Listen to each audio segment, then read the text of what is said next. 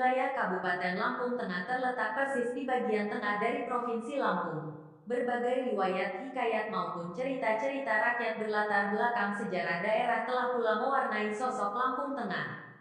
Sehingga dari sisi historis sejarah Kabupaten Lampung Tengah tidak terlepas dari sejarah Lampung secara umum. Asal-muasal kata Lampung. Sejarah asal mula kata Lampung berasal dari beberapa sumber. Salah satu sumber menyebutkan bahwa pada zaman dahulu provinsi ini bila dilihat dari daerah lain seperti Melampung, terapung. Sebab wilayahnya sendiri pada waktu itu sebagian besar dikelilingi oleh sungai-sungai dan hanya dihubungkan deretan bukit barisan di tanah Andalas. Karena daerah ini pada saat itu tampak terapung, lalu muncullah sebutan Lampung, Melampung. Sumber lain berdasarkan sebuah legenda rakyat menyebutkan, zaman dulu di daerah ini ada seorang yang sakti mandraguna serta memiliki kepandaian yang sulit ada tandingannya bernama Empu Seruting Sakti. Sesuai dengan namanya, salah satu kesaktian empu tersebut dapat terapung di atas air. Kemudian diambil dari kepandaian Empu Seruting Sakti itu, tersebutlah kata Lampung, terapung. Riwayat lain menyebutkan bahwa pada zaman dahulu ada sekelompok suku dari daerah Pagaruyung Petani, dipimpin kepala rombongan bernama Sang Guru Sati. Suatu ketika Sang Guru Sati mengembara bersama ketiga orang anaknya, masing-masing bernama Sang Bebatak, Sang Bebugis dan Sang Bededu. Karena kala itu tanah Pagaruyung sudah dianggap tak dapat lagi mampu memberikan penghidupan yang layak, lalu ketiga keturunan ini akhirnya mencari daerah kehidupan baru. Dalam riwayat ini disebutkan, Sang Bebatak menuju ke arah utara, menurunkan garis keturunan suku bangsa Batak. Sang Bebugis menuju ke arah timur, menurunkan garis keturunan suku bangsa Bugis dan Sang Bededu menuju ke arah timur selatan yang merupakan garis keturunan suku Lampung. Singkat cerita, keturunan berikutnya dari Sang Guru Sati lalu tinggal di Skalabrak. Saat rombongan tersebut memasuki sebuah daerah yang disebut dengan Bukit Pesagi, Apu Kesaktian, salah seorang ketua rombongan menyebut kata Lampung, maksudnya menanyakan siapa bermukim di tempat ini. Kemudian dalam pertemuan ini, pertanyaan yang dilontarkan Apu Kesaktian dijawab oleh Apu Serata di Langit yang sudah lebih dulu menetap di sana dengan kata Wat, yang dalam bahasa daerah berarti ada. Artinya, tempat tersebut ada yang menghuni.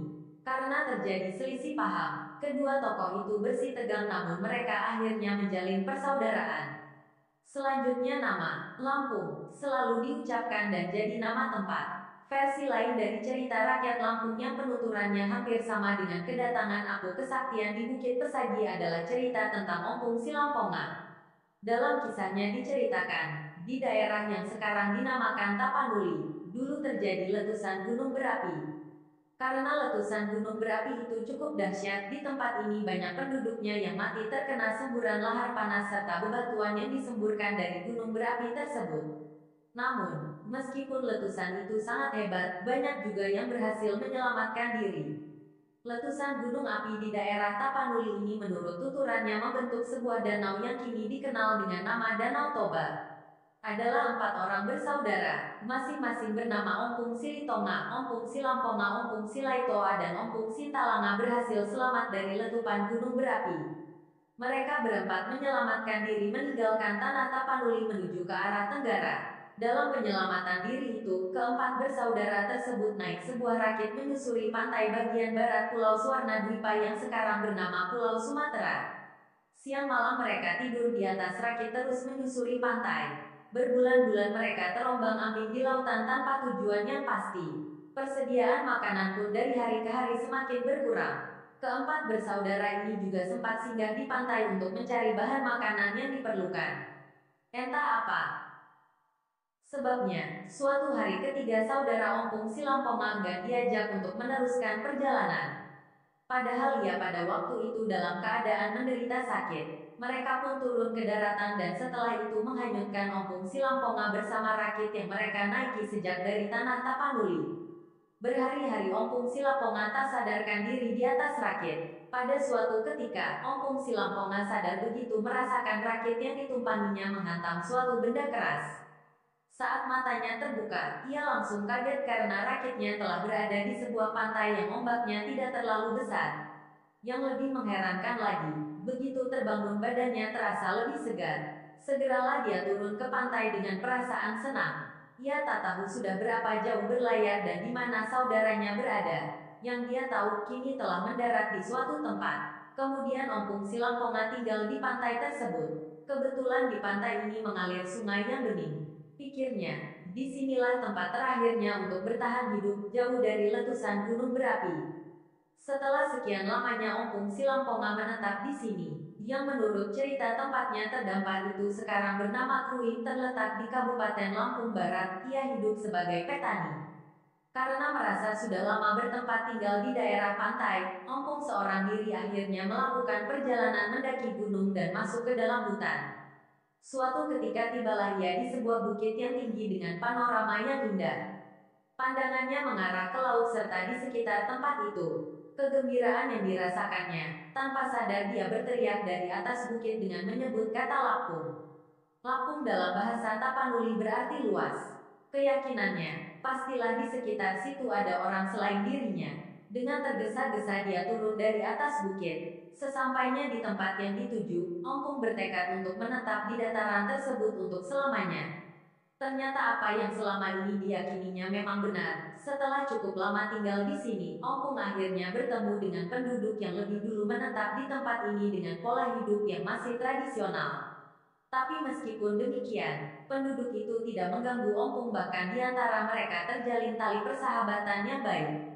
Saat datang ajal menjemput, Ompung Silangponga meninggal di dataran itu untuk selamanya. Daerah yang disebut Lampung tersebut bernama Skalabra. Tuturan cerita rakyat di sini mengatakan bahwa nama Lampung berasal dari nama Ompung Silangponga. Namun ada pula yang menuturkan kalau nama Lampung diambil dari ucapan Ompung saat ia berada di atas puncak bukit begitu melihat dataran yang luas. Versi berikutnya tentang asal-usul kata Lampung disebutkan bahwa Skalabrak merupakan perkampungan pertama orang Lampung yang penduduknya dinamakan orang Tumi atau Buai Tumi. Menurut Ahjarani Al dalam tulisannya tahun 1954 berjudul Ngeberengok tentang istilah kata Lampung, bahwa untuk menuliskan kata Lampung, selain orang Lampung yang beradat Saibatin maka mereka menuliskannya dengan sebutan Lampung dan bagi orang Saibatin menyebutkannya dengan sebutan petik terbalik Lampung, sebagaimana dalam bahasa Indonesia. Hal ini sama dengan sebutan megalo, menjadi kata menggala. Sebelum ajaran agama Hindu masuk ke Indonesia, beberapa sumber menyebutkan bahwa di daerah ini semasanya telah terbentuk suatu pemerintahan demokratis yang dikenal dengan sebutan marga. Marga dalam bahasa Lampung disebut mega dan megalo berarti marga yang utama, di mana masuknya pengaruh Divide et Impera, penyimbang yang harus ditaati pertama kalinya disebut dengan selapon. Sela berarti duduk bersila atau bertata, sedangkan pun adalah orang yang dimuliakan. Ketika ajaran agama Hindu masuk ke daerah Selapon, maka mereka yang berdiam di Selapon ini mendapat gelaran Cela Indra atau dengan istilah lebih populer lagi dikenal sebutan Shailendra atau Shailendro yang berarti bertata raja. Berdasarkan catatan Nixing, seorang penziarah dari daratan Cina menyebutkan, dalam lawatannya ia pernah mampir ke sebuah daerah di tanah Swarnadwipa, Pulau Sumatera, di mana di tempat itu walau kehidupan penduduknya masih bersifat tradisional tapi sudah bisa membuat kerajinan tangan dari logam besi, pandai besi, dan dapat membuat gula aren yang bahannya berasal dari pohon aren. Ternyata tempat yang disinggahinya tersebut merupakan bagian dari wilayah Kerajaan Sriwijaya, yang mana kerajaan besar ini sendiri gabungan dari Kerajaan Melayu dengan Tulang Bawang, Lampung. Sewaktu pujangga Tionghoa Itsing singgah melihat daerah Selapon, dari Itsing inilah kemudian lahir nama Tolape Ohwang. Sebutan Tolape Ohwang diambilnya dari ejaan Selapun. Sedangkan untuk mengejanya, kata Selapon ini di lidah Itsing berbunyi, Solapoun. Berhubung orang Tionghoa itu berasal dari seorang pendatang negeri Cina yang asalnya dari Tartar dan di lidahnya tidak dapat menyebutkan sebutan so, maka Itsing mengejanya dengan sebutan tu. Sehingga kata Solapun atau Selapon disebutnya Tolape Ohwang, yang kemudian lama-kelamaan sebutan Tolang Powang menjadi Tulang Bawang. Kerajaan Sriwijaya berbentuk federasi yang terdiri dari Kerajaan Melayu dan Kerajaan Tulang Bawang semasanya menerima pengaruh ajaran agama Hindu. Sedangkan orang Melayu yang tidak menerima ajaran tersebut menyingkir ke Skalabra. Sebagian lagi tetap menetap di Megalo dengan budaya yang tetap hidup dengan ditandai adanya aksara Lampung. Di antara orang Selapon yang menyingkir ke Scalabra guna untuk merapatkan kembali hubungan dengan orang Melayu yang pindah ke Pagaruyung, dilakukanlah pernikahan dengan seorang wanita bernama Tuanku Gadis. Dari pernikahan tersebut, Selapon akhirnya mendapat istilah baru lagi menjadi Selampung, dengan silsilahnya yang asli mereka gelari Agung. Pada saat itu, Kerajaan Sriwijaya adalah sebuah kerajaan agung yang wilayahnya sangat luas. Rajanya yang pertama bernama Srijaya Negara, 680. Wilayah daerahnya meliputi sejumlah daerah di Sumatera, Jawa Barat dan Kalimantan Barat. Bahkan nama Sriwijaya termasuk hingga ke Malaysia dan Singapura. Konon diambil dari nama Panglima Perang Sriwijaya yang mendarat di sana bernama Panglima Singapura, sampai ke India.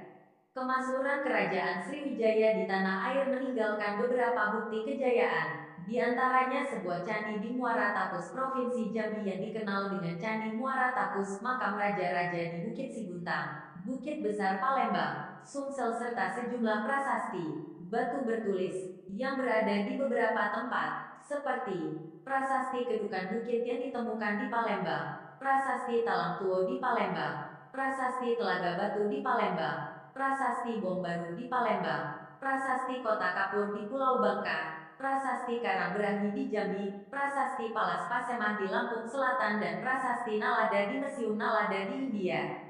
Dari sejumlah berita-berita ini diketahui, Sriwijaya memperoleh kemajuan sekitar abad ke-7 dan 8 Masehi di bawah pemerintahan Raja Balaputra Dewa dari Wangsa Shailendra.